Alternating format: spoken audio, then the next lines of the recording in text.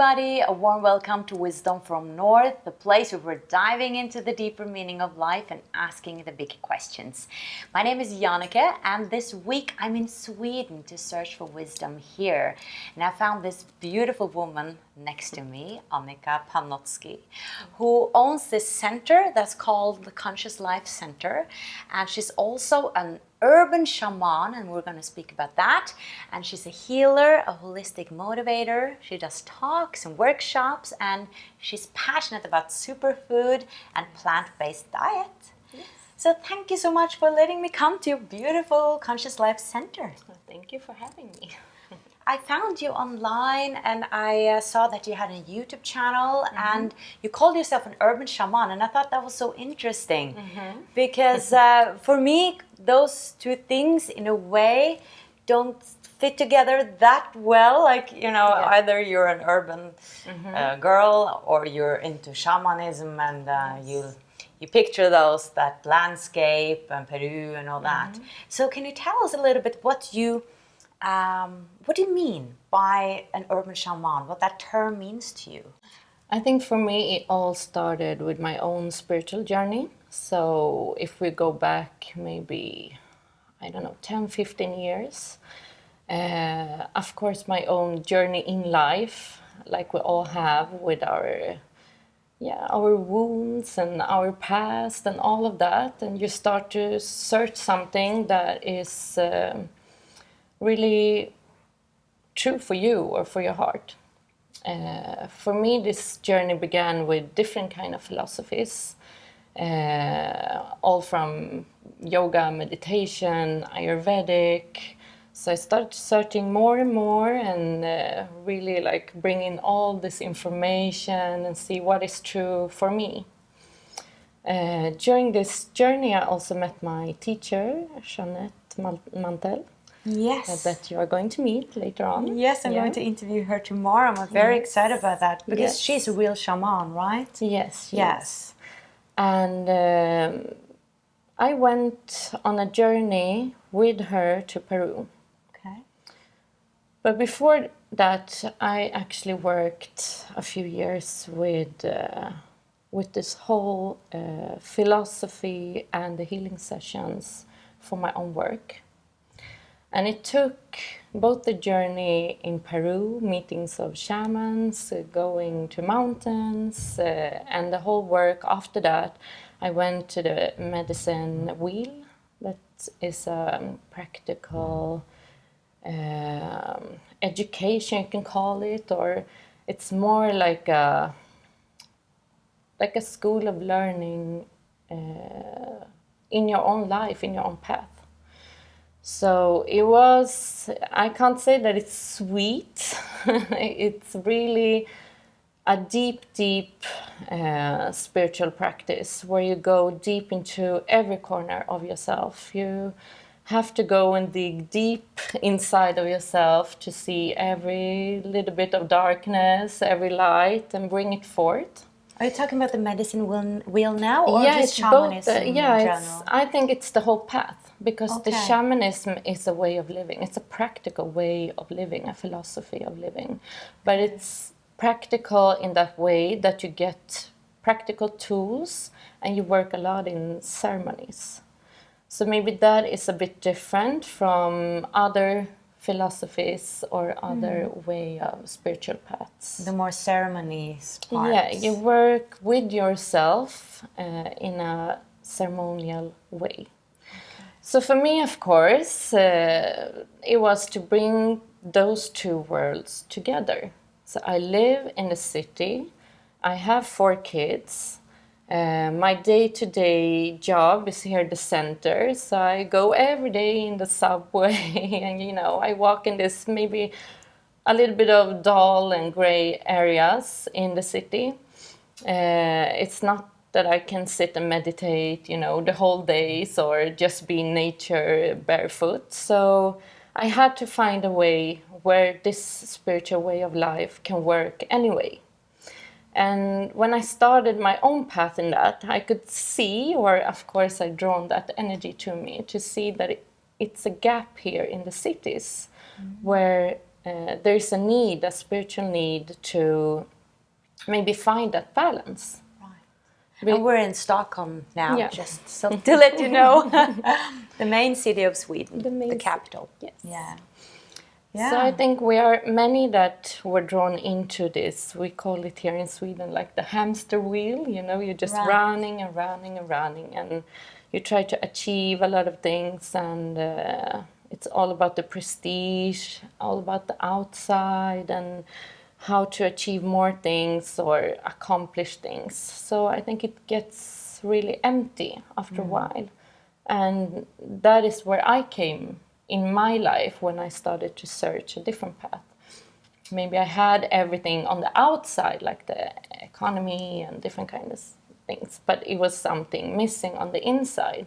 So the way to, you know, like you often talk in the spiritual ways, like the true happiness, it was really experiencing yourself, that it's not about, you know, putting things or putting out the things to get that happiness or that freedom inside.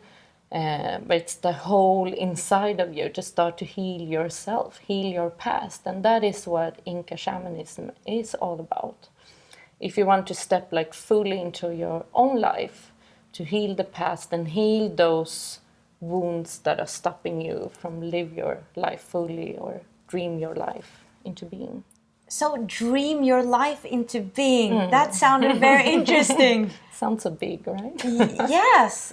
Do you actually mean that you use your dreams like at night, or that you visualize? Is that what you're talking about? Visualizing what you want to have happen? I think it's both. In shamanism, you can also use your dreams, but more in a way in your healing path to get to know yourself on the inside, your subconscious, what kind of things you still have to work on, and maybe some messages that you need to bring forth into this life. In shamanism, we say we don't know which time or which life is dreaming. Is it this reality or is it a dream reality? We don't know. And but of course, I mean, we are here in this experience as human beings and as this experience here on Earth. So, of course, it's important to, with our senses, with our experience here, to live our life fully here. And the way I mean, dream my life into being is to align with what is my real purpose for being here. I know it's a common discussion in spiritual path. All the paths are talking about that. What is inside of here? What does my soul or heart truly want? And what do I want to express in this world? But to do that, I think it's important, and what I learned through my own path and through this Inca Shamanism is really to first start with the work inside. So you got to, because it's, if you want to shine that light onto the world, it's really a halfway to only focus on the light all the time, because you also have the darkness. It's our human experience here to both have light and darkness.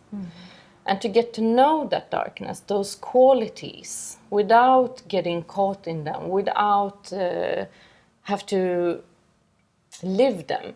Okay, express them. You don't have to express them. You don't have to express them, but you can get to know them, and you can bring them forth and just recognize them and let them be there. And when you do that, when you put them forth to the light, then the light starts to shine even lighter, because you bring forth the wholeness of yourself. Did you do that? Did you work with your dark and side? that was, I think, for me, that was a big thing with this path. That before I heard this, you know, be positive and focus on the positive things. Yeah. You know, when you go there and you try to be positive, but still there is something missing inside, and you almost feel like, you know, bad conscience, or you have guilt or shame that you have those other feelings sometimes. And that for me was something that didn't align, that didn't felt right. And when I went on this path and we started to work on that, every corner, everything that I could bring forth and say, okay, hello shame, here you are. This shame I have because of maybe something in my life story, or maybe in my karmic life. So we also believe that some things you can have with you the karmic way. So we look at that and we see the wound and we heal the wound. So it doesn't have to inform my life. I don't have to bring in those stories or those dramas for me to be able to see that wound. I can see it in a different way. I get tools so I can work with them in a different way. So I don't have to project them on the outer world. So that is, for me, really, really powerful because it changes the whole life. You don't have to live in that, bad relationship. So you don't have to have those dramas around you, those experiences that, for me, I had when in my younger age. When you have to, be the rebel, you have to, those different qualities, they have to live them or be angry or whatever on the outside world, when it's all inside of you. And when you heal those wounds, then you don't project them on people or draw in those stories and dramas. But do you manage that to not get angry anymore, for instance? It's not like that. I go around and like zen and go just meditate all the time. And absolutely not. No. I'm human. Right. So sometimes I get angry, or sometimes I go into judgmental, or it's not qualities that I necessarily have to like or love about myself, but I can see them for what they are. Okay. I can say that, okay, hello, anger, here are you. Now is this situation again, and I got caught in that drama. But I can see it much faster. I can recognize it because I've been working with it. And I can let it go. I have the tools to, thank you for bringing this forward. What does life want to tell me now? Or do I still have an aspect in myself that is still in that wound or something that I need to look at? So I do it in ceremony. That's beautiful. It's a beautiful way of meeting yourself, loving yourself, because Absolutely. we're so good at judging Yes. ourselves. Like, I'm feeling this again, and I shouldn't, and I should be spiritual, And that is the thing, I think. When you have those feelings about yourself, it also reflects on how you look at the world. Right. So how did it change your life? I'm curious, like before and after. Like, what does it feel to be there now compared to before? I mean, it's like night and day, I think. Wow. Yeah. Like I say, I dance with all the feelings, but mostly I think I healed so much of my own heart, so I can really look at the world in a different way.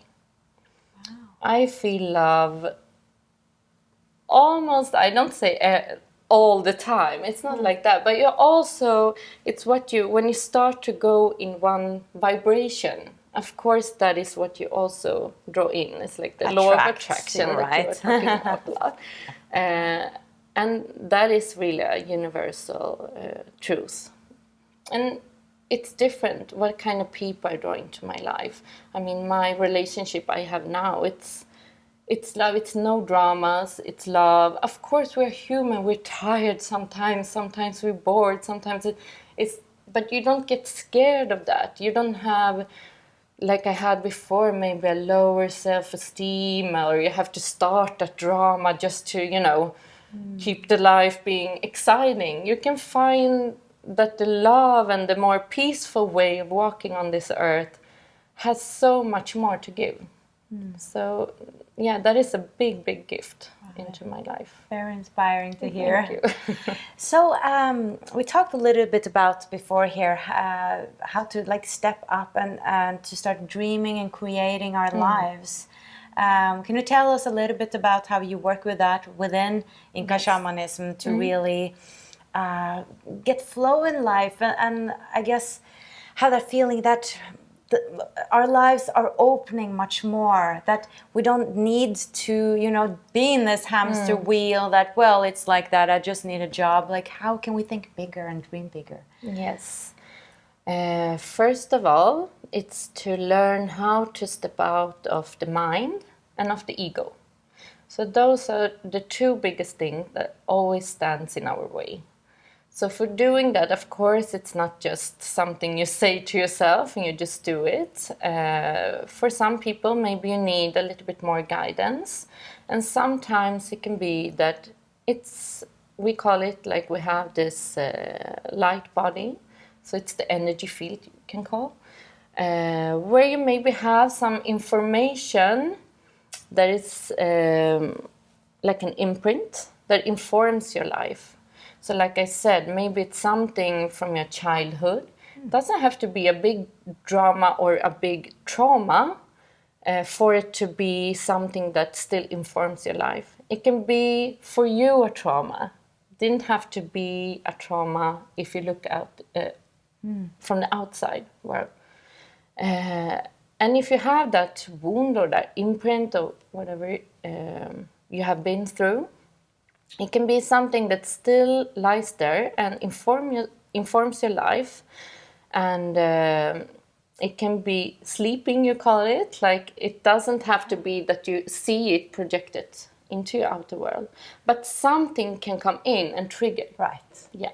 So I would look for, my biggest lessons were from those projections. So when it comes in people, when you sometimes feel like, why does this happen to me? Or why does life treat me this way? Or, you know, when you go into those kind of feelings or things that happening on the outside. So always to stop and see, instead of giving away your power, because this is a power path, really. It's all about taking back that power and owning your life, owning whatever happens, It's not going into you are the creator. Victimhood. Yes, Yeah, no right. victimhood, because it's part of the ego. So more seeing, okay, life, so what is it I need to look at? And use those things. If you, for example, it can be really simple things. It can be a colleague or in the relationship. If you see something and it annoys you or you get angry by it. So see, okay, what is the quality that I have? Do I have that quality inside of me? Is that why I see it in the other person? Okay, do I have the same as she's like portraying right now? Of course you have, yes. Otherwise you wouldn't see it. So that is the way you start to look at life. So also both in those, we call it shadow work. Mm-hmm. So both in the shadows, the things that you don't see, like I said, you go into every corner and bring forth that. We don't say that darkness, it's not something bad.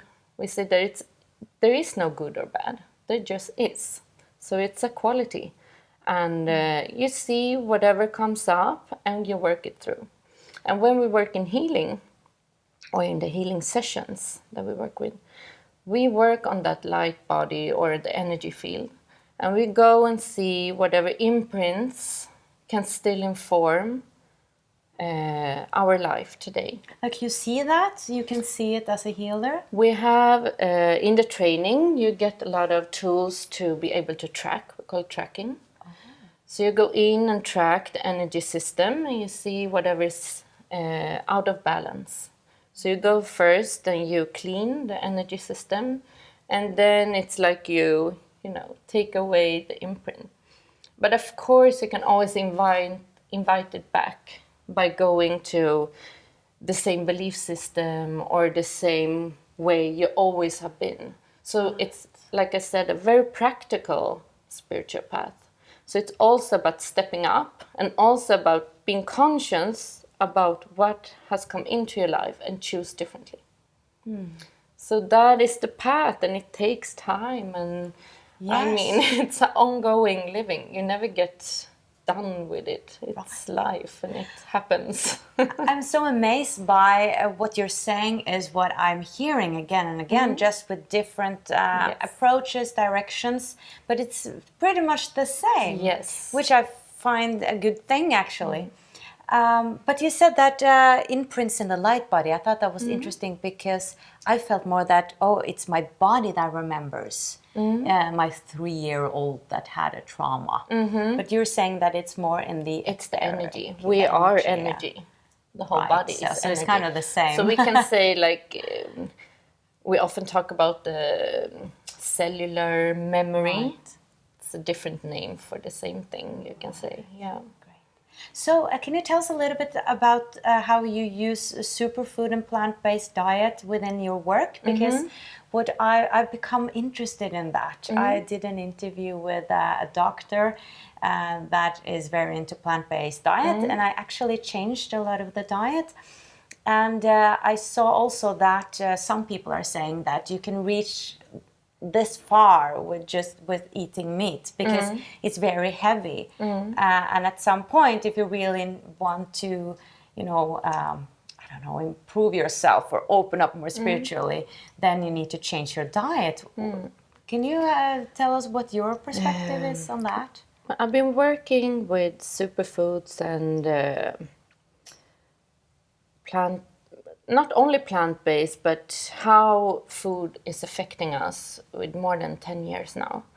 And what I can see, and I want to be really clear about, is to not be judgmental about yourself or anything.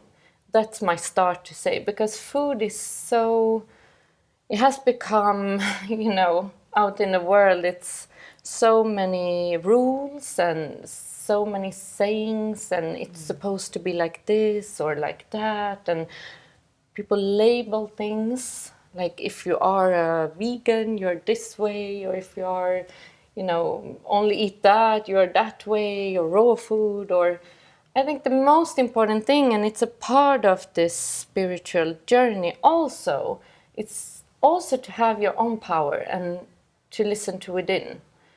Only you know what is best for your own body.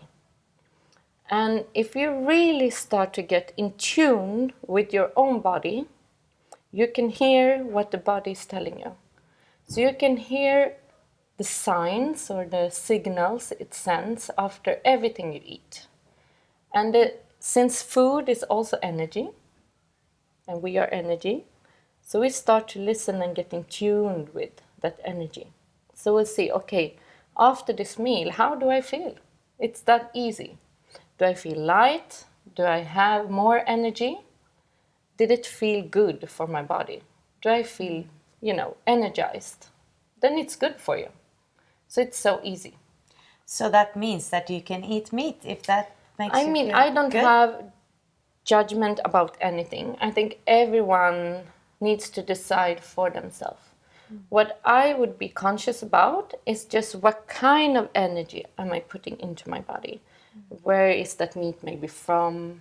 How was it, killed? Or Yeah. For me, I made that decision that I don't eat meat. But that is not for everyone. Maybe somebody is good with meat. I think it's also a journey. It's something, because I meet people, a lot of my clients that I work with, and I meet people that see the world very black or white. So either that way or that way. Yeah. I think it's better to start somewhere. Start with one thing, that energizes you, that gets you going. And for me, it's smoothies and superfood and that kind. That's why I teach it. But maybe that is not for everyone. But I mean, the vibration in it's plant-based. What it's mean with plant-based, that it's a pure source. So for me, that works with the Mother Earth and the relationship between me and Mother Earth. Then I want to get that energy into my body because it's a healing energy. I want to get the sun, and I get it through the fruits because they are absorbing the sun, right?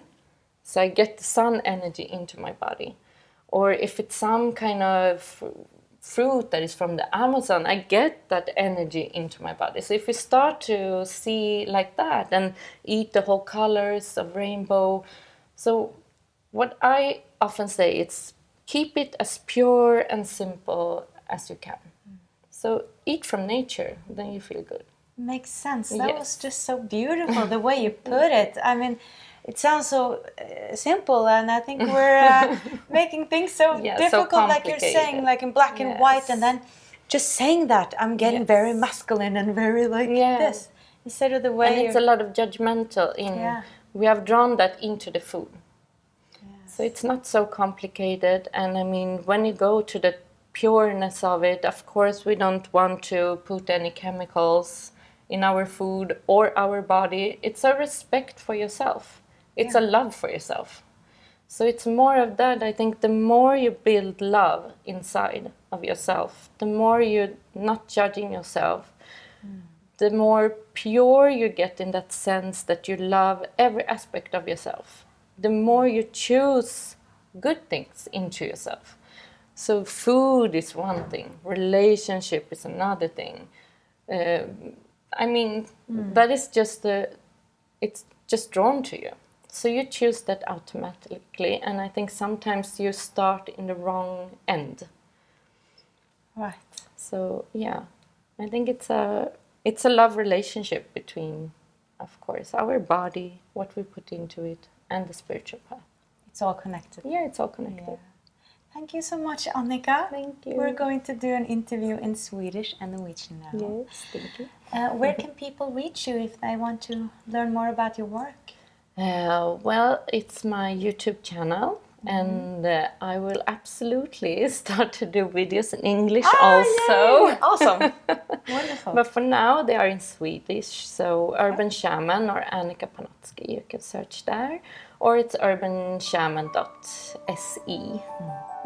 Check it out, people. Thank you. Thank you so much. Thank you. And thank you for watching, guys. Much light from Stockholm in Sweden. Bye-bye.